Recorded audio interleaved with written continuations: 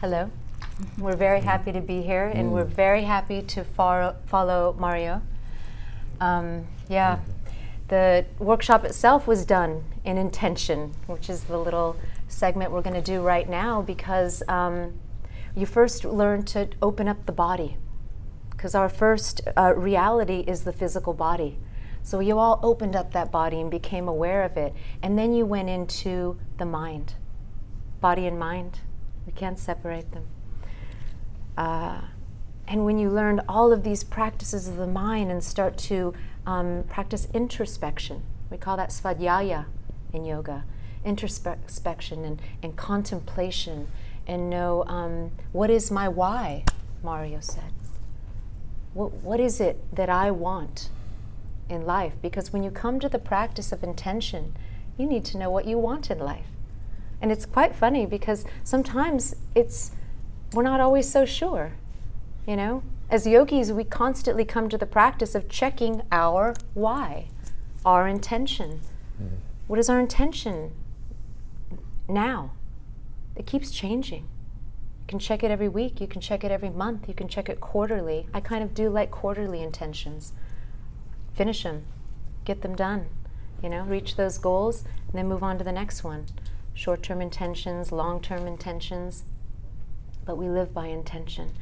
So with all of that you just got out of this time with Brianna and Chris, with Mario, we're now going to go into a practice to plant these intentions into the greatest power that you all possess, and that is your mind. So that little sheet in front of you is, it's not to get too deep, we don't have a lot of time together today. But we'll kind of go in this flow today together where we'll go over a little bit of science of the teachings, and then we'll do the practice so you can experience it for yourself. So if you take a little glance at that chart, you'll understand that the greatest force that you have is in fact your mind, your consciousness. And when you wake up in the morning and you function all day and you communicate with others and you learn and you react and you respond and you all of the things that we do in our waking hours, and all of the greatness, by the way, that we can achieve in those waking hours, we are using 10% of our mind's potential. I'm going by ancient yogic science. Modern science is actually saying, with all the amazing equipment that they have now to read brain waves and read skin electricity and heart rhythms and all of that, they're saying it's 5%. Neuroscientists now are now saying it's actually 5%, the consciousness that we're functioning on. This means we have a 90, I'll say 90 because I'm going to give us all the benefit of the doubt, or a 95% force that it otherwise remains untapped. We're only experiencing it during dreaming and deep sleep. So a good way to understand it would be, in our consciousness, we're aware and we're in control, right? We can get up right now, we can move. But in dreams, have you ever had that moment? Can you control your dreams? Are you able to, you know what I mean, control your dreams when the subconscious waves are active? Or are you even aware of the activity in the mind when you're in deep sleep and you're no longer even dreaming? This is the big path of yoga after the asanas. It's the path of mind mastery. I didn't know that when I started. But that's why intention is one of the most exciting things that I love to teach, because surely asana practice, and it is so intensely powerful and profound, healed my body. And of course, when you're healing the body, it has a direct effect on the mind. Every asanas that you do is you move the spine, and it's 5 different ways of moving: forward, backward, twisting, inversions, side to side. You're working with the vertebrae all along the spinal column. You're releasing all of the energetic pathways of the central nervous system. The central nervous system controls all functions of the body. So all of the operating systems, all of the glands, organs, hormones. It's amazing. That's what yoga does, yoga asana. can heal the body, you can bring balance to the body. And because spine and brain are directly connected, and all of the junctions of nerves, the plexuses along the spine, are directly connected to centers in the brain, starting with the lower primal brain, going up to the higher frontal lobe centers. As you're doing your yoga asanas, you are stimulating the entire brain. That's why when you start to do yoga practice, you're actually stimulating otherwise dormant centers within the brain that aren't active. That's what's happening during yoga. It's profound. But it wasn't until I did that, I was doing all of that, and it was years, a decade plus of studying with the masters in India, living there, studying, that I learned all of this. But it's when I got to the practice of sankalpa. That's what it's called in the Sanskrit term. Sankalpa means a focused intention of mind. And it's when Yogi Charu, the yogi master that taught me, it's when he sat me down and taught me sankalpa that I really started to know the profound shift in my life. It's the path of intention is the path of stepping into your power, because you are stepping in to accessing that 90% of your mind. It's your inheritance, it's your right, it's your personal power, you have it, but you're not aware of it, you're not tapping into it. So that's what we're gonna have a good time doing today together. Is discovering what intentions are most important for you at this moment in time, because we may have a lot of intentions and desires of things we want to manifest, or we may not even know yet. So we're going to discover which is most important to us at this time, which I think you're prepared after your time with Mario to maybe know what that why is, or what's most important to you. And then through yogic practice, we're going to induce the waves of this subconscious force. There are yogic practices that you don't need to be an adept meditation practitioner to induce these waves. Usually it takes a lot of work. You have to do a lot of dharana, concentration practices that will lead you to dhyana, meditation, to experience those deep states of meditation when the mind is still and those subconscious waves are active. That's the path that we've walked, and it's a lot of work, but there are other ways, and that's what we'll be doing today. And we'll tell you about each of them so that you're empowered with the knowledge to know what's actually going on in the mind when you do these practices, and that'll be your takeaway, to have those tools for the rest of your life, and it's not so difficult. Yeah, so the reason you're becoming better at what you do is because you practice it. So first step is we gain the knowledge, but most of it is practice, right? So that's why today you'll see you're doing a lot. Oh, yeah.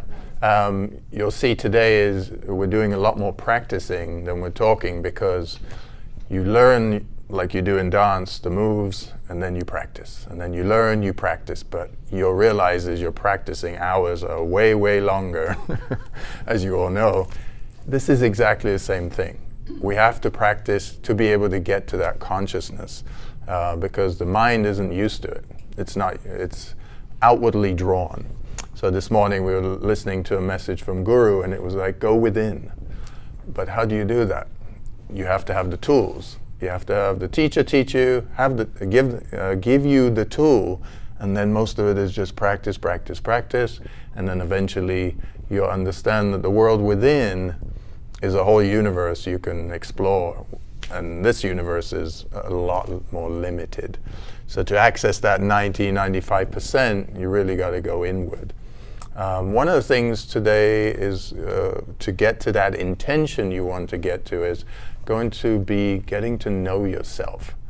Who are you? Because we're going to touch on Ayurvedic medicine today. And Ayurvedic medicine is all about root cause, but one of the principles is prakruti, which is your nature. You come into this world with a certain nature. So like Brianna and Chris have a kid.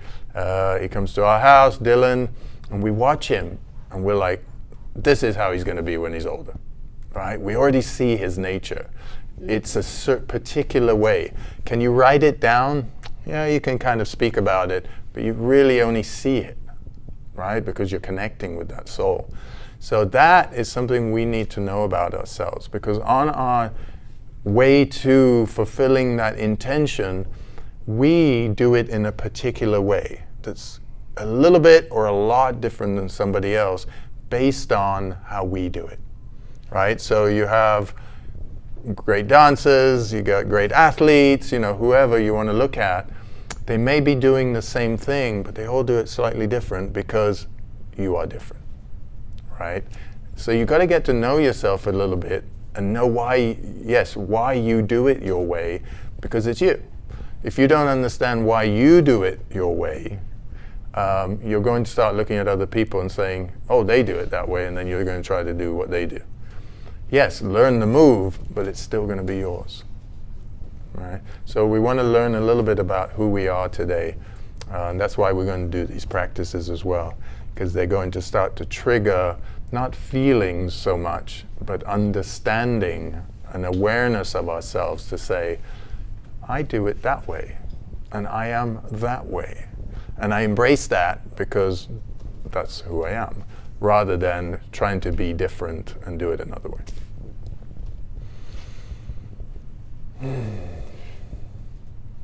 When you induce the waves of this subconscious force, you move beyond the analytical and thinking mind.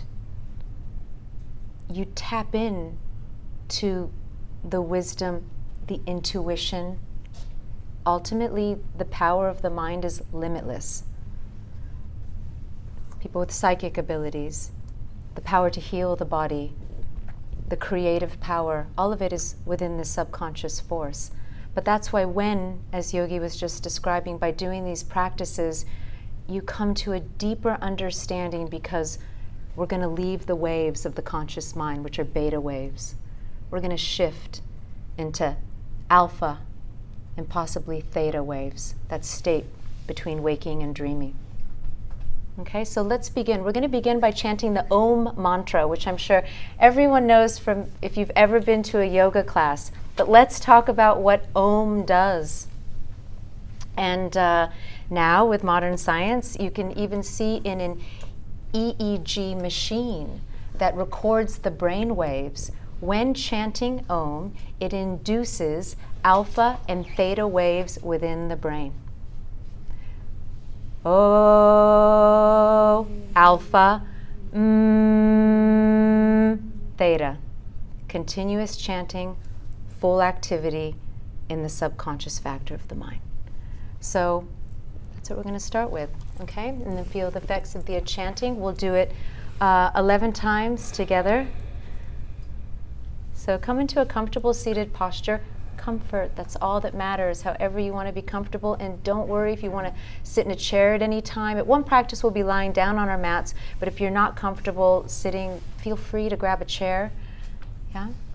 Okay. Let's gently close the eyes. Inhale deeply. Exhale slowly.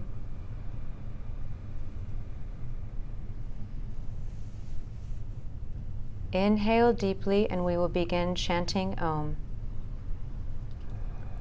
Om.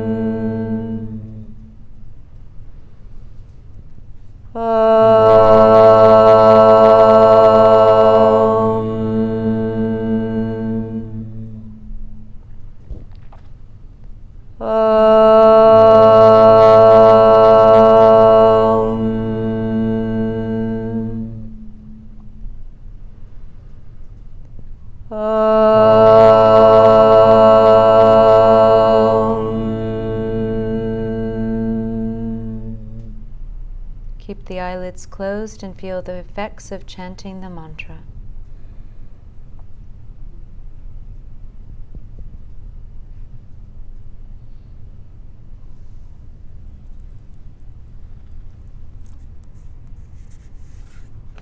When you are ready, gently open your eyelids.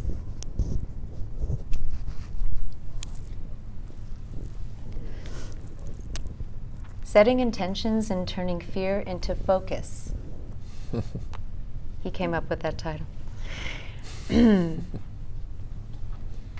Let's talk about fear. Fear is an emotion that we experienced.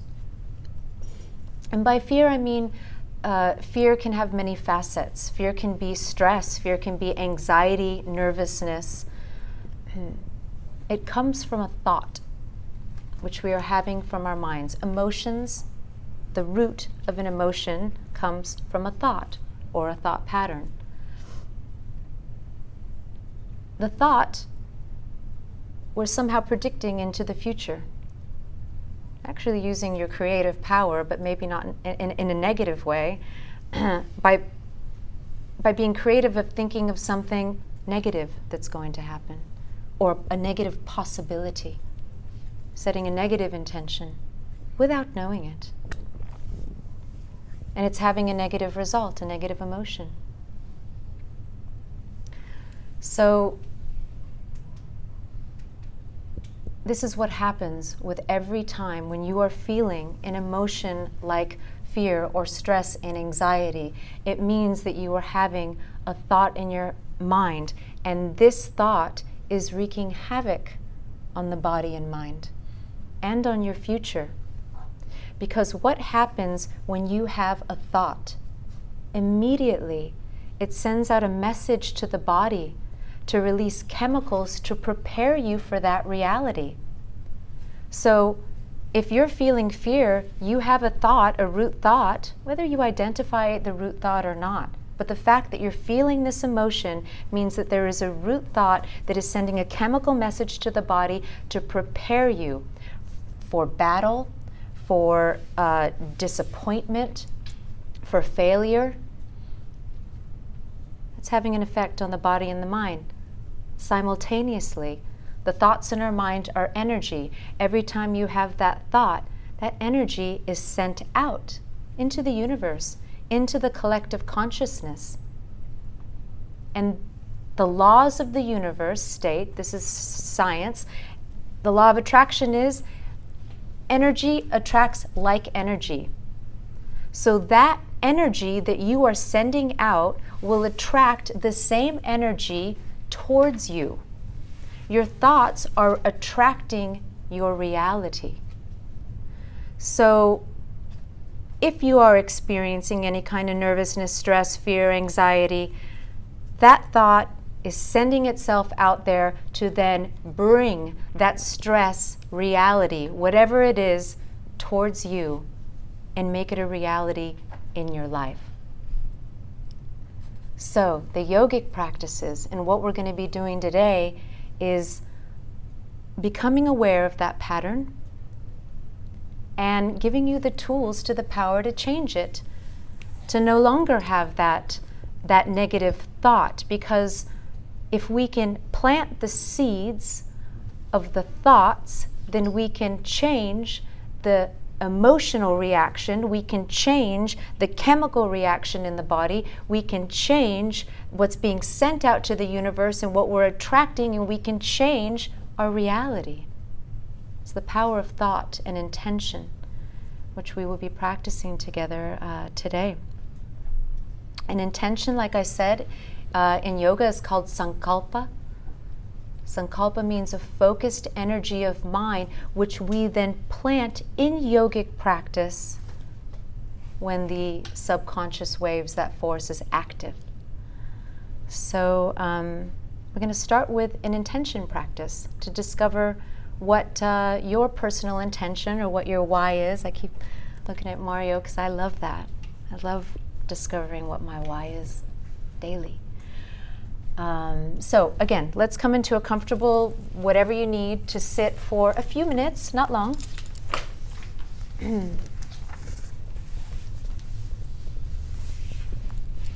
Gently close the eyelids.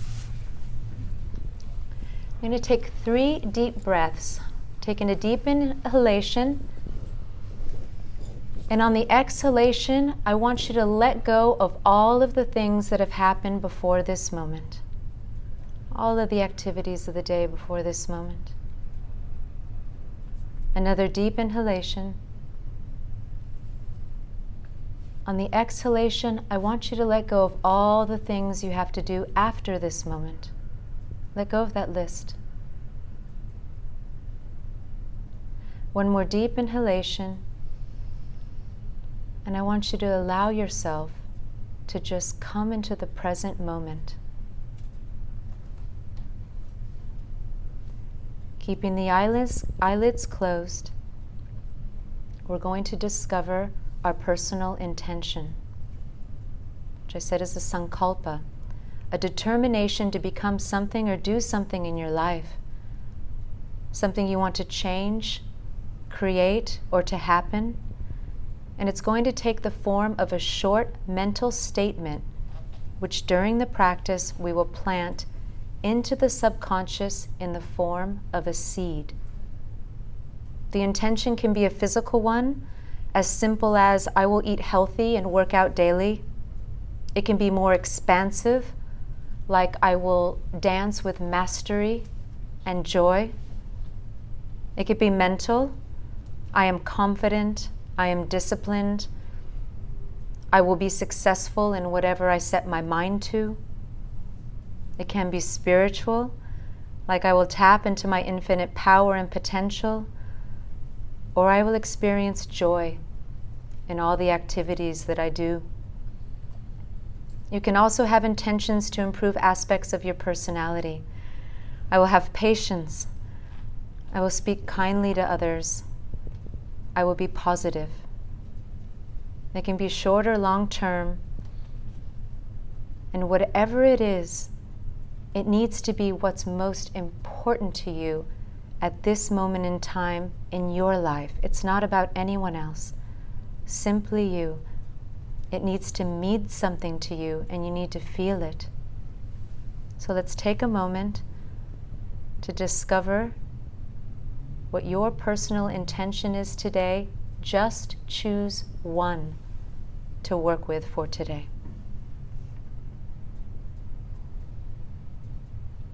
Whatever impressions enter the mind while the subconscious is activated remains there and becomes a powerful force.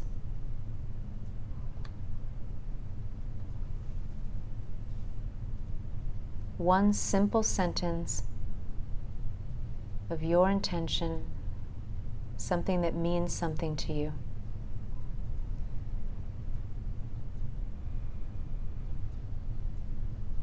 And hold that sentence. This will be what you work with through the day, through our practice.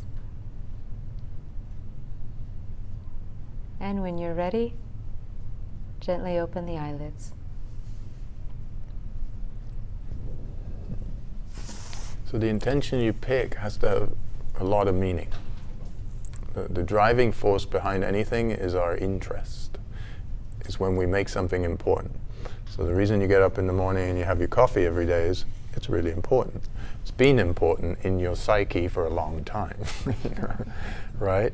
You've put attention in it, you've put thought into it, and you've made it a part of your intention that I will have that in the morning, whether it's tea, whatever you're having, juice, and you get up and you do it as a routine. So then a routine becomes really what's important as part of that intention. Setting an intention has no power to it unless it is part of your routine, right? So whatever intention you set for today, how much thought you put into it, and then the action behind it is what's going to propel it to become reality, right? Just saying it on its own is nice. It becomes words, right? So we use words to communicate because that's what we do, and that's how we give each other knowledge and direction. But then it's that thought, continuous thought that we put into something. So there was a story of somebody who was had an accident, and they used to do yoga, and they were now in bed, and the doctor would say to them they need spinal surgery to start walking. And they said, well, let me try something for 6 weeks or 8 weeks or however long it's going to take me. What they did was they started to do their yoga practice in their head, and some of you may have seen this story. Eventually it got out online. And he said, I just started to do all the postures as I did them, bending forward thing, and I took the same amount of time in my head, and I just closed my eyes, and I was doing it in the room where I usually do it, and then I sat for my meditation, I chanted, I did all the things.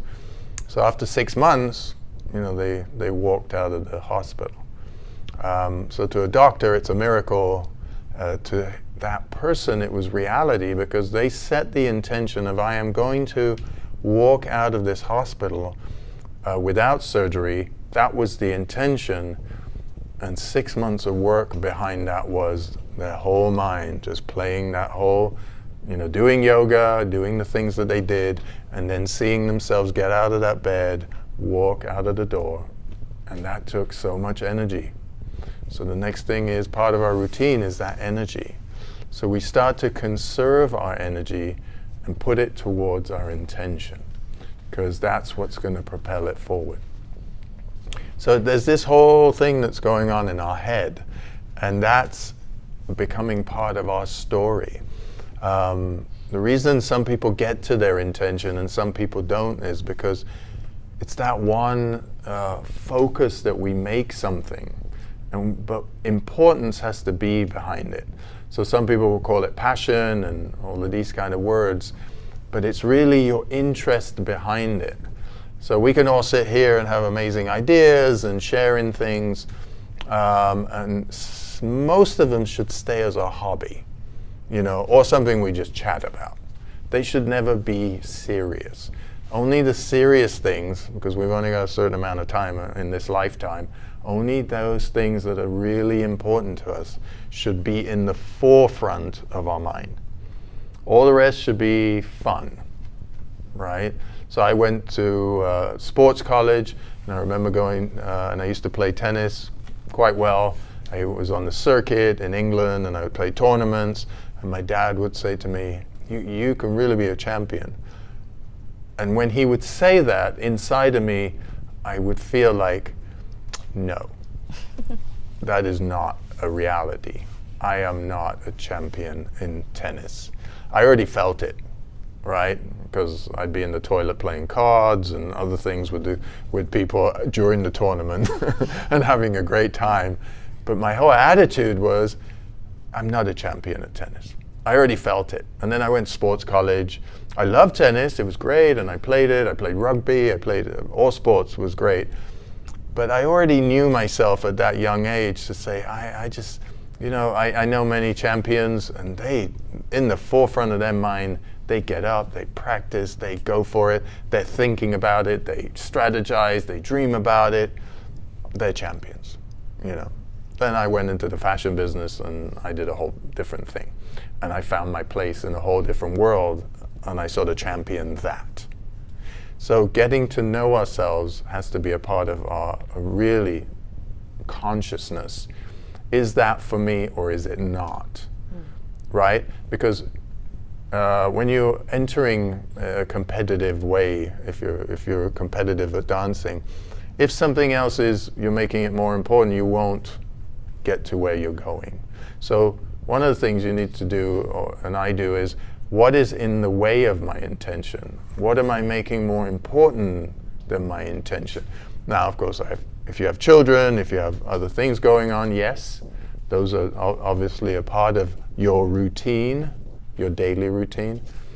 But if you've put one or two other things in front of that intention, and you're kind of making them equally important, or they're distracting you, you're not going to put that power that's needed behind the intention. So know yourself better, know how you're going to do it your way, and then, is my intention important enough to me, or is it something I just do as a hobby, or it should be away from my main intention?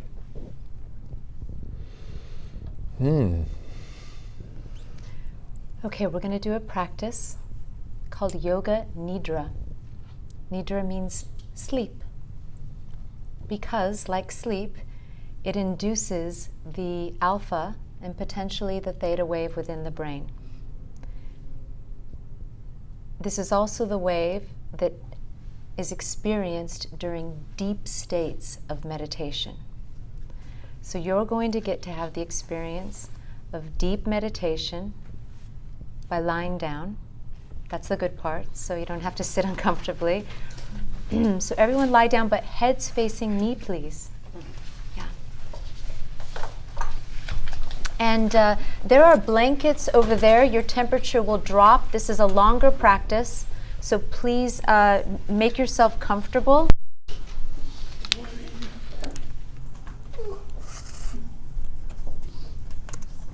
Whether you can even take the blanket and lay on it if you're more bony and not comfortable. But I want you to do anything at this moment before we start to allow yourself to be comfortable for the duration of the process and still. During the practice of Yoga Nidra, there should be no movement.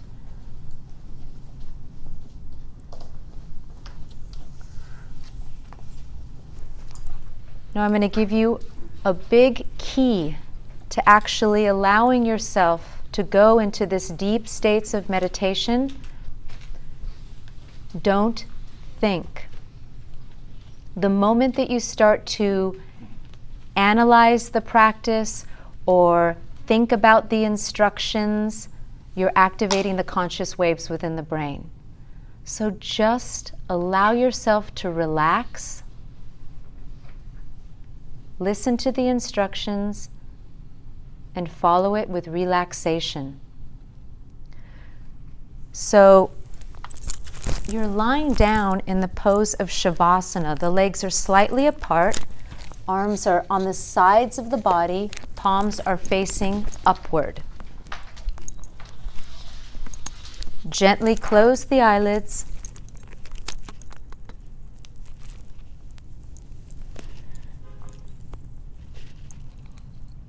Make any final adjustments so that you're completely comfortable, preparing to be still for the entire practice. I want you to come into awareness that you are going to practice Yoga Nidra. During the practice, you are going to develop the feeling of deep relaxation in the body, but you should try to keep yourself completely awake. So I want you to make a resolution to yourself right now, mentally, I will not sleep. I will remain awake throughout the practice. The purpose is to stay completely aware as you are experiencing the waves of deep relaxation. So simply listen to the instructions, but as I said, try not to intellectualize or analyze, as this will disturb your mental relaxation. Let's become aware of the whole body. The whole body which is lying over the floor. And allow yourself to be calm and steady.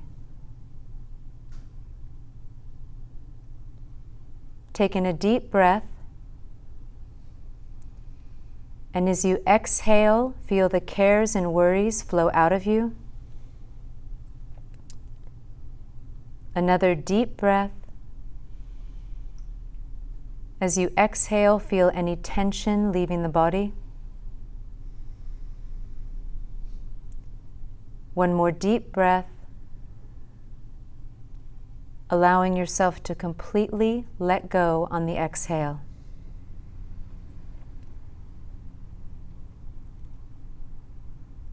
At this moment, I want you to set your personal intention that we just discovered, the short positive statement of something you wish to achieve that is most important to you at this time.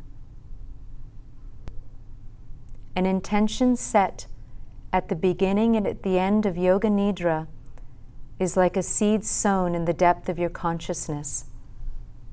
The intention you make during Yoga Nidra will surely manifest in your life. Now I want you to mentally repeat your intention clearly with feeling, faith, and awareness 3 times now.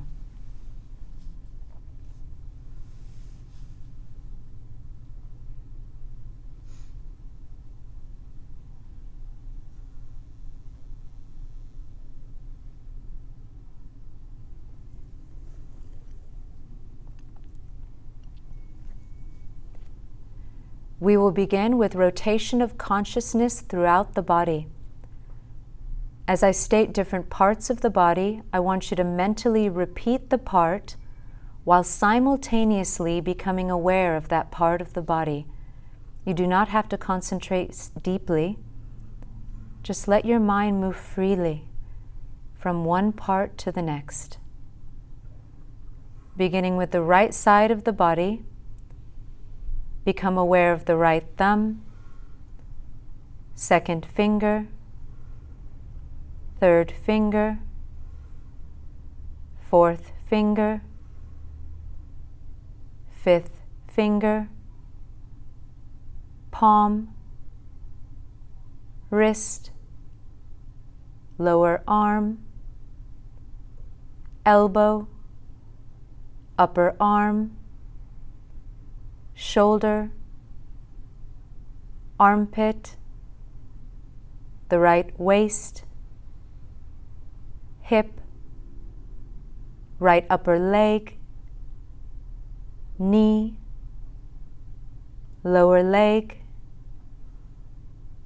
ankle, the right heel, sole of the foot, top of the foot, the right big toe, second toe, third toe,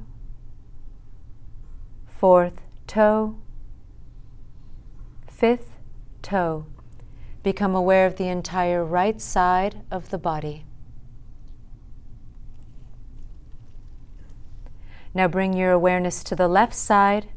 Become aware of the left thumb, second finger, third finger, fourth finger, fifth finger, palm, wrist, lower arm, elbow, upper arm, shoulder, armpit, the left waist, hip, left upper leg, knee, lower leg, ankle, the left heel, sole of the foot, top of the foot, the left big toe, second toe,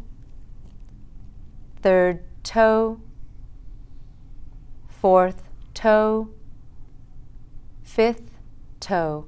Become aware of the entire left side of the body.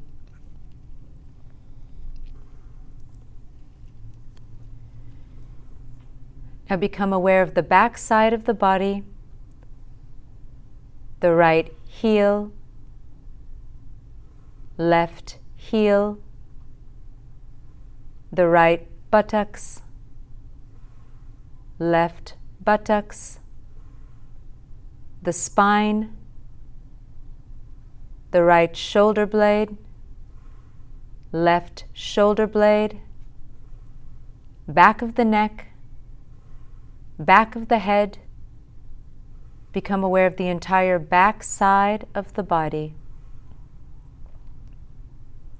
Now become aware of the front side of the body, top of the head, forehead, the right eyebrow, left eyebrow, the space between the eyebrows, the right eye, left eye, right ear, left ear,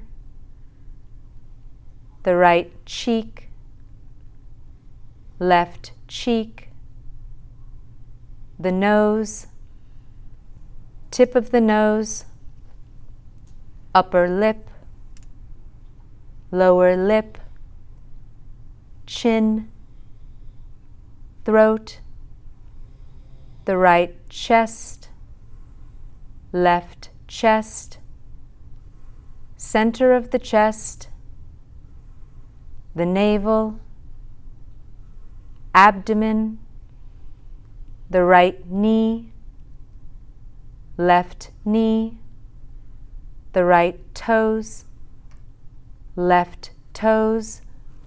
Become aware of the entire front of the body. Now bring your awareness to the whole body, the whole body, the whole body. Become aware of your breath. Feel the flow of your breath in and out of your lungs. Do not control the breath. Just witness its natural flow.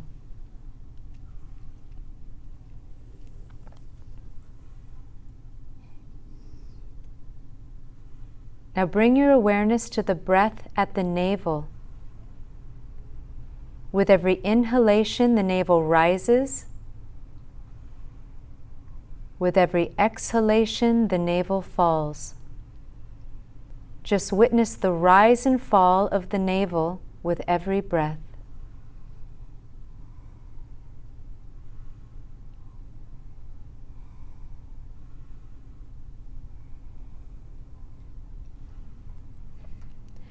Now I want you to start counting your breath backwards from 27 to 1. 27, navel rises. 27, navel falls. 26, navel rises. 26, navel falls, continuing to 1 at your own pace.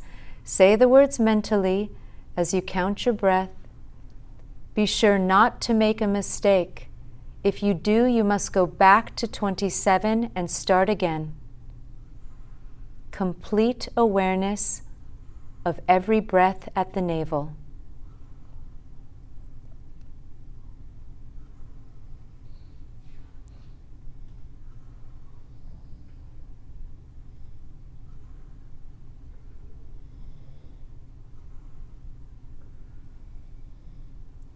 No mistakes.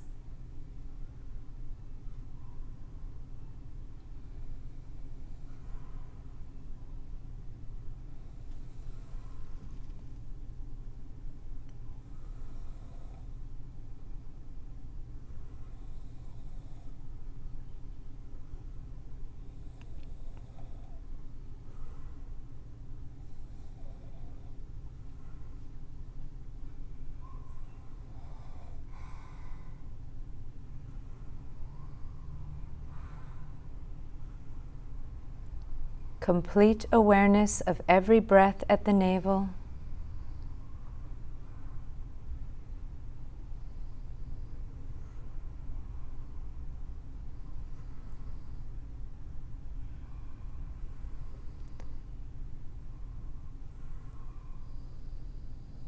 Very good. Now stop counting the breath at the navel and shift your awareness to the breath at the chest. With every inhalation, the chest expands. With every exhalation, the chest contracts. As you focus on the movement of your breath at the chest, I want you to mentally count backwards from 27 to 1. 27, chest expands. 27, chest contracts, continuing to 1 at your own pace. If you make a mistake, begin again at 27. Complete awareness of every breath at the chest.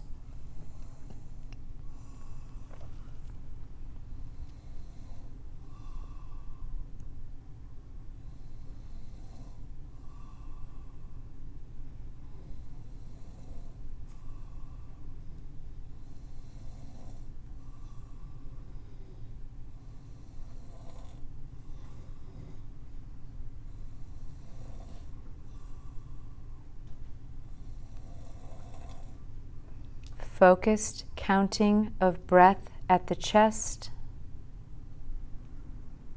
No mistakes.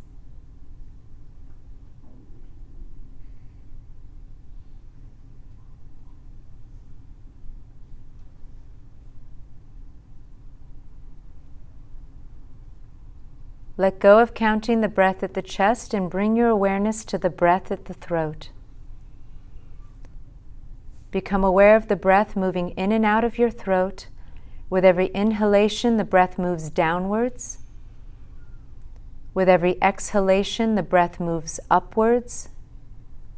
Begin counting the breath at the throat backwards from 27 to 1 at your own pace, making no mistakes. Complete awareness of every breath at the throat.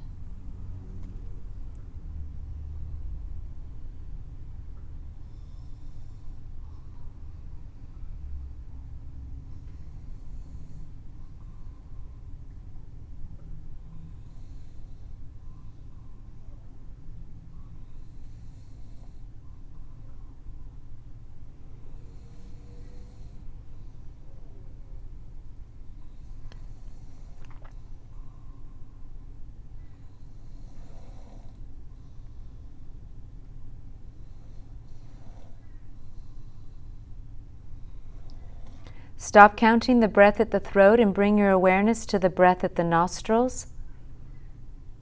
I want you to begin counting the breath at the nostrils from 27 to 1. 27 inhalation, 27 exhalation, continuing to 1 at your own pace. Complete awareness, no mistakes.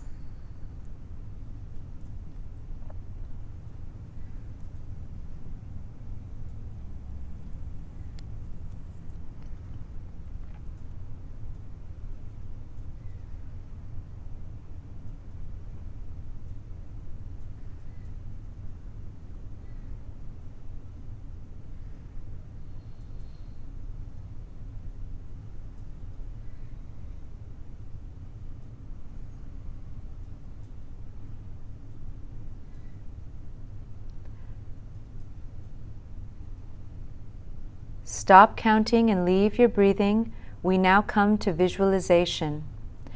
Bring your awareness to the eyebrow center. A number of different things are going to be named. You should try to develop a vision of them on all levels: feeling, awareness, emotion, and imagination as best as you can without trying too hard. A burning candle. Endless desert.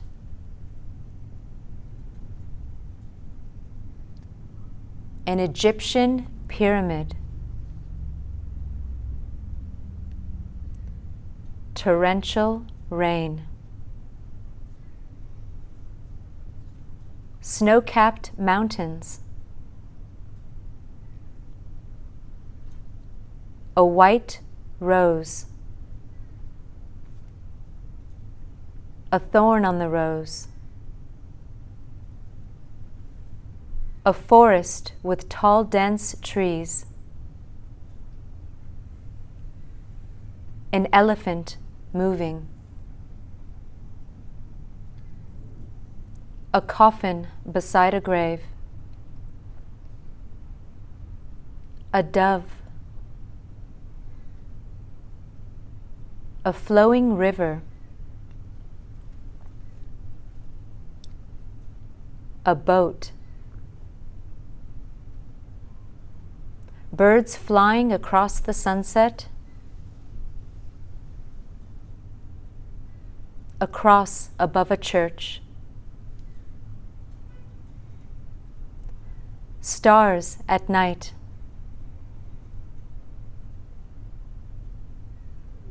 A flying eagle. Waves breaking on a deserted beach.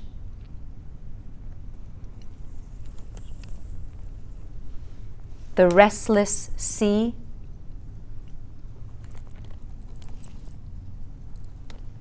A big pond with clear water.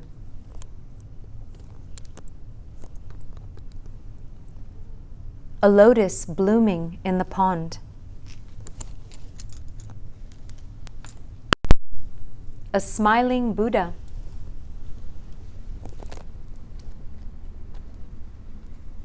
A beach at night. The full moon. The rising sun. Now I want you to repeat your personal intention, the same one that you made at the beginning of the practice. Do not change it. Repeat your intention 3 times with full awareness and feeling now.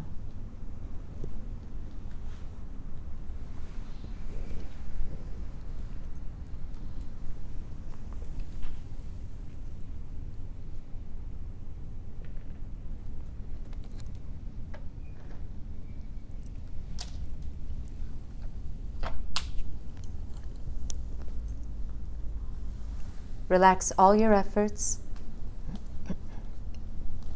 Become aware of your natural breath. Become aware of your whole body, which is lying on the floor. And when you are ready, start to move the body, keeping your eyes closed. Gently wiggle the toes and fingers. Move your head from side to side. Slowly stretch the body. Take your time. Do not hurry. When you are sure that you are awake, slowly come and sit up. Open your eyes.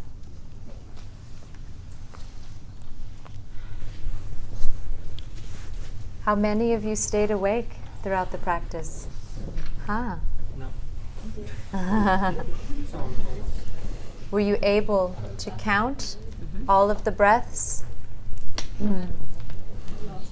Stomach, yeah, stomach, chest, throat. Maybe it's the stomach. Yeah, navel is stomach, yeah. Yeah. Yeah. Is this something you should do how often? So we'll get into that. Okay. We'll get into that. What about visualization? Remember all of the visualizations? Yes. Yeah? Did you catch that moment where we planted that intention, that sankalpa at the end, again 3 times after the visualization? Good. So, as you heard, and as you can see, when the waves of the subconscious become active, waves of the subconscious are the state between waking and dreaming, right? Between sleep. So the awareness starts to slip in and out. That's why you can lose a count. That's why we're counting, to keep our awareness as the waves of relaxation become active within the mind. Keep our awareness. That's why we count backwards, because you can go into autopilot counting forwards. Counting backwards, you need to work a little more, right? Without working too hard. If you're working too hard to actually make sure, then you're not allowing yourself to relax, right? So that's the little art of yogic sleep, to actually experience that deep state of relaxation, you know? Don't think too hard, but allow yourself to relax. And you'll slip in and out, you know? I've been doing this practice for 15 years and I still slip in and out. I'm like, oh, I missed that one part, you know? The visualization aspect, there are many different types of Yoga Nidra. We'll share with you our site where you can listen to them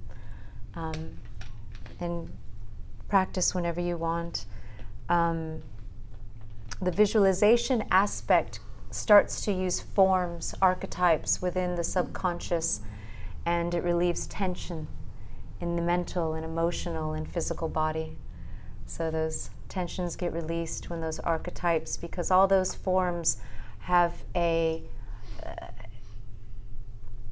innumerable amount of attachments in your own consciousness and in the collective consciousness to them. And so they just balance. It's a balancing act. And there are other practices in Yoga Nidra that do a lot of different stuff once you get into the subconscious, but most importantly, planting those intentions. Swami Satyananda Saraswati, who is our guru, or the guru of our lineage, he's no longer in the body, he developed this practice of Yoga Nidra and brought it to the world in 1965 because he saw an epidemic of stress and tension on the horizon. And he knew that the stress and tension would be the primal reason for illnesses of the body, psychosomatic illnesses, everything from heart disease to also people not being able to sleep. And by the way, our sleep is the one time naturally that our body is able to restore and recover. If we are not sleeping, we are not inducing those waves in the brain, and we are not being able to restore and recover. So all that root cause of illness in body and mind. So he said, as adepts and yogis and these masters from India have seen and Asia, we're going to need a little help. And he knew also that meditation would become more and more difficult as the speed at which the world was operating was getting quicker and quicker. It's because our mind, our consciousness in that 10% is adapting to the speed. Imagine 20 years ago, guys, we were using fax machines. Now it's like we're closing escrow on homes on our iPhones. Sign, go. But we are moving so fast, and in so many ways it's amazing what we can get done now and what we can do, but it's directly affecting our consciousness, it's directly affecting our body. And more illnesses are arising from that. So we need relaxation. So he came up with this practice. He took practices that were tens of thousands of years old as yoga itself, that induced these waves in the brain. So it's a scientific formula, rotation of consciousness. I won't get into anything now, but the site and the portal that we have on Ayurveda and on yoga, you can watch videos and learn about all this stuff. But all of the different practices induce these waves in the brain, and they give us the ability, if we are not able to commit to the path of meditation, like if you want to commit to being a competitive dancer, you know, like I think most everybody in this room has, that's a lot of effort, isn't it? It's a lot of time, it's a lot of dedication, it's a lot of time and heart. Everybody doesn't have that time to dedicate to meditation. For us, that was what our why was, our most important thing, you know? That became what was most important to us, our intention. So we've gone on that path of mastering meditation, but not everybody is going to be able to do that, right? Because that's not their why, that's not it's most important to them. But everybody needs to relax and restore. Everybody needs to tap into this power that they have, so they can start setting intentions in their life, so they can start manifesting and creating the life that they want for themselves. And by the way, what is this 90% force You know, it's where all of your behavioral patterns are. So if you want to really change something about yourself, go in there, induce those waves, set the intention that you want to change something, and then that force in that 10% of the day that you're living, there's a 90% force that's going to back you up. Swami Satchidananda would say, you spend so much time thinking, just ask the mind a question and leave it. You've got a 90% force there. It's going, whether you're aware of it or not. Whether you're sleeping and aware, whether you fell asleep in the yoga nidra or meditation, all these practices, it's still working for you. It will figure it out. It will give you the answers, always. So that's the boon of yoga nidra. And when can you do the practices? When you can meditate daily. In fact, a lot of nurses during this past year, we have a lot of nurses in the community, and they are even practitioners of meditation, but it was so intense, as you know, the past year and a half, that they said, we can't even do our meditation practices right now. It's so heavy, it's so intense. We go to do it, it's not, we said yoga nidra. Just sit, allow yourself that time, you know what I mean? When you come home or when you have a break on your shift, there are different yoga nidras. In fact, I think in 2 weeks, there's a yoga nidra collection that we have coming out that's even yoga nidra on the go. And it was actually with intent for these nurses that if they had a break and had 12 minutes, that they could just go into their break room and sit, even in a chair, sit down on the ground. They don't have to lie down and do all that, or go in your car. You know, whatever your moment that you have, go in a closet, work, but take that time to be able to relax the body, relieve the mental tension, the emotional tension. So you can do it daily. You can do it when you get home from work. I find that yoga nidra is best for me in that downtime of the day. So we're up before sunrise every day, and every day around 3, I start, my pranas run low, because I've gone now for nearly 12 hours. So I do my yoga nidra then. Yoga nidra, a session of yoga nidra, if you're able to induce those waves, is equal to hours of sleep, of normal sleep. So you'll be completely recharged. And reset your intentions, and then go about, have that recharge for the rest of the day. Daily you can do it, for sure. Daily, for sure. Any questions about yoga nidra? I heard something just recently, and I think validates and complements what you two have so beautifully articulated today. And that was to simplify rather than be overwhelmed, and understanding just the power of one breath. And then maybe adding with that breath the power of an intention with the breath, which then leads to motivation and movement. Because if you could do one, you can do another. And everything that you've just done is a wonderful reminder of, okay, don't feel like you, and you were saying something else earlier when we were doing this, no mistakes. Get rid of the critical voice, the judgment which we tend to carry. Oh, I have to do it right. No, just do it. You get lost doing it. Or it's so great practicing in a group. It's what you were discussing of, keep the awareness with yourself. If everybody's snoring around you, it's not about anyone else. This is your time. Keep the focus on you. This is your time to activate those waves in you, and set your intentions for you. Yeah, that's beautiful. The breath, the power of the breath. The word spiritual, we say this is your spiritual practice, and the word spiritual comes from the Latin root spiritus, which means the breath. It's the power of the breath. That's why we do spiritual practice, because of the power of the breath.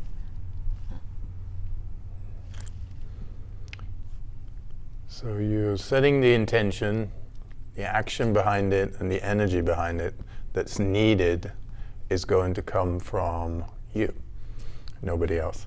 So that means we have to get into a little bit of lifestyle. How are you living daily? From the moment you wake up to the moment you go to bed, and even during your sleep, that is your lifestyle. The reason I said before you got to know yourself is because the intention that you set, is it in line with what you actually want, or is it something somebody else wants? You know, your parent when you were 2 put it in your head. Svadhyaya in Sanskrit is knowing thyself. So we do it through spiritual reading, we do it through contemplation, we do it through understanding our nature. So like I said, Ayurvedic medicine says we come into the world with a certain nature. We forget that nature because many layers come and many thoughts come, and we forget what are we really like. Because it's really important when we set that intention of, is it in line with what I want and my nature? If it's not in line with my nature, I'm probably not going to do it. Right? So my nature is pretty laid back. If I want to do something which is more fiery, I've got to build fire. Right? I have fire within me, but it's not my nature.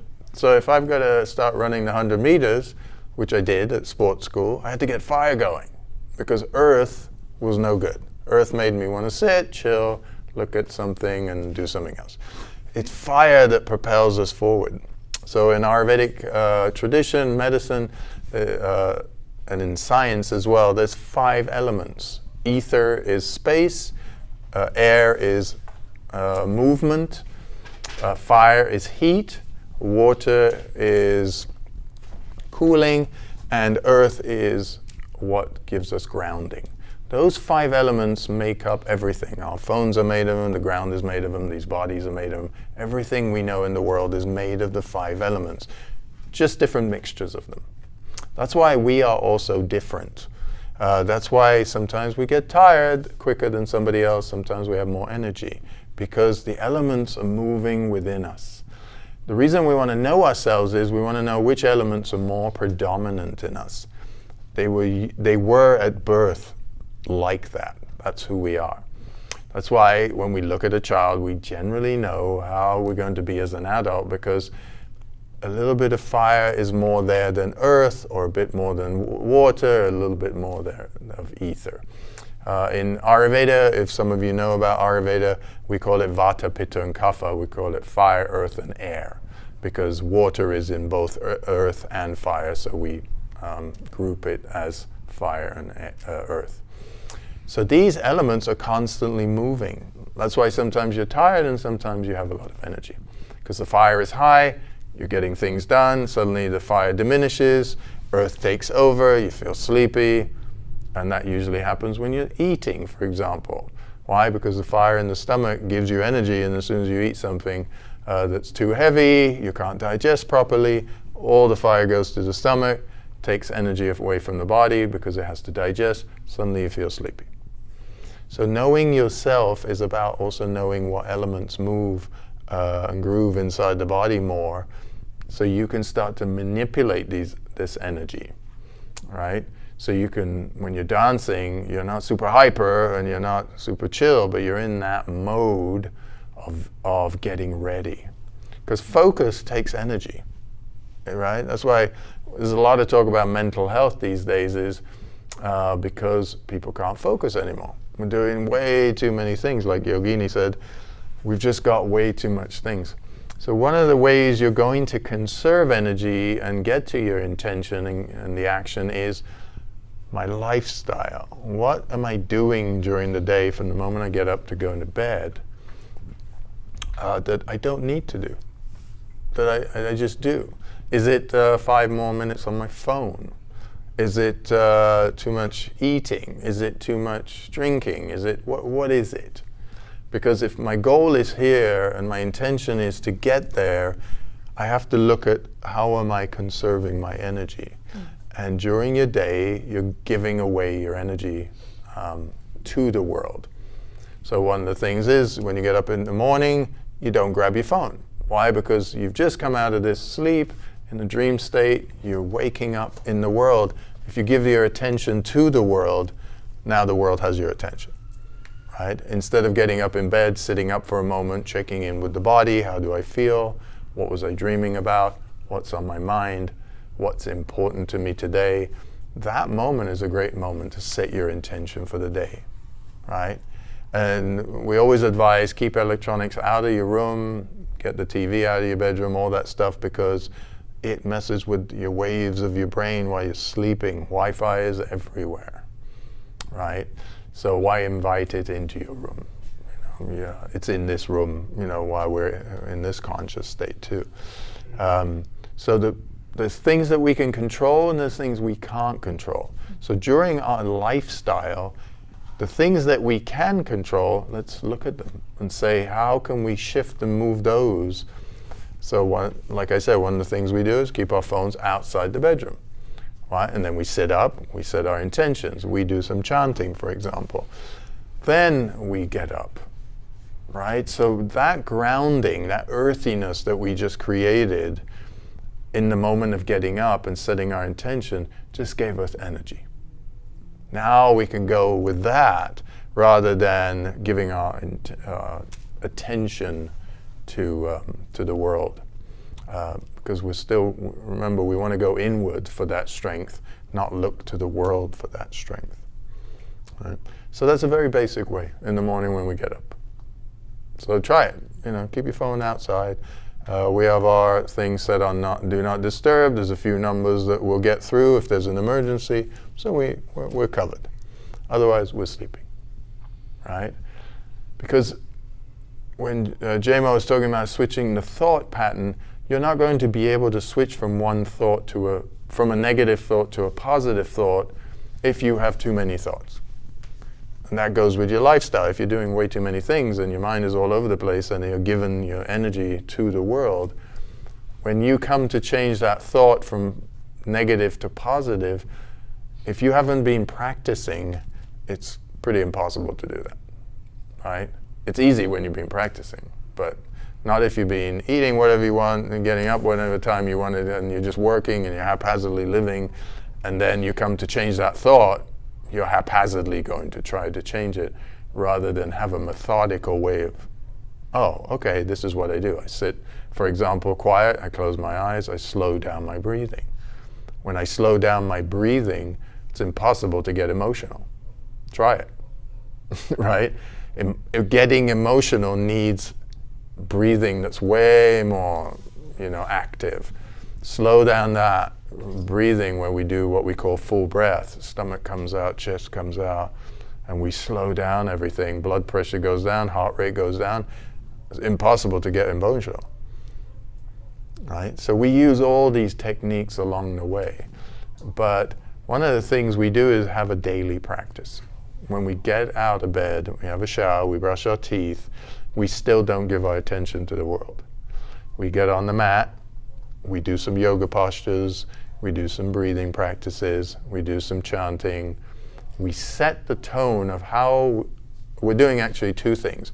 We're grounding in a certain energy that we're going to take out into the world and offer that to everybody else, which is a balanced energy. And we're going to make decisions based on that energy. Those are the two things we're doing. Without that, we're just going to kind of, have our coffee, then get our phone, and then be on our emails and working, right? I can't operate in a balanced way when I haven't grounded first, because then I'm offering people the air element and the fire element, but I'm not offering them the earth element. That's where the saying earthiness comes from. So we're really grounding in earth, because earth is what gives us grounding, and then we can take action. That means my mind is working. And try it. We always say try these things. Try it for a week or two and experience it, because that's the most important thing. If you don't experience it, it will just be intellectual stuff, like collecting stuff. When you come to read that email, when you've done your practice, it's a whole different email, and it's a whole different reaction you have to it than if you just pick up your coffee, to pick up the phone and you're like, whoa. You will react to that, you will read that email in a whole different way, right? Because how are you going to know what somebody even meant by what they said, right? Because you're taking information and it's going into your, computer head, and then you're reacting. So try all of these methods that we're talking about, yoga nidra, slowing down the breath, doing some practice, going on the site and practicing some of these things, and then read your email, and then make that phone call, and then you'll realize, oh, this works. I'll do it again and again.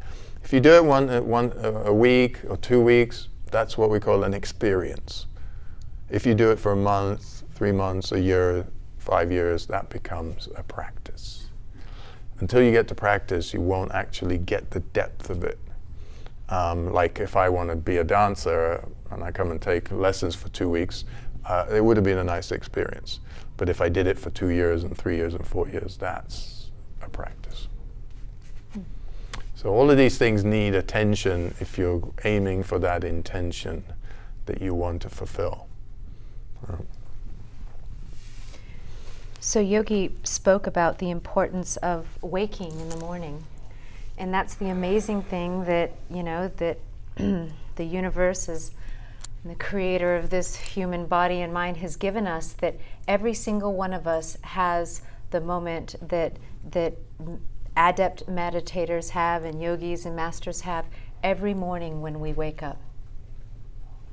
We're in the subconscious. That groggy state, when you're lying there and your eyes are closed and it's groggy, am I awake, am I not awake? Sometimes maybe you slip back into dream, you come back in, but you're not opening your eyes out.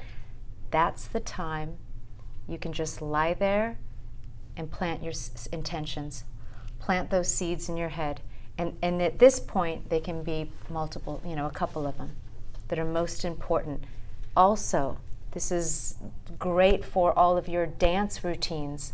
When you are lying there in the morning in that state, or even if you've taken a nap in the afternoon and you start to come out in that groggy state, keep the eyelids closed, bring the awareness here, and go over your entire dance routine, step by step. Done. You don't have to worry about a thing when you hit that dance floor. It's planted. You just breeze right through it. Mm-hmm. So a couple little tricks for dancers and anyone in a competitive forum.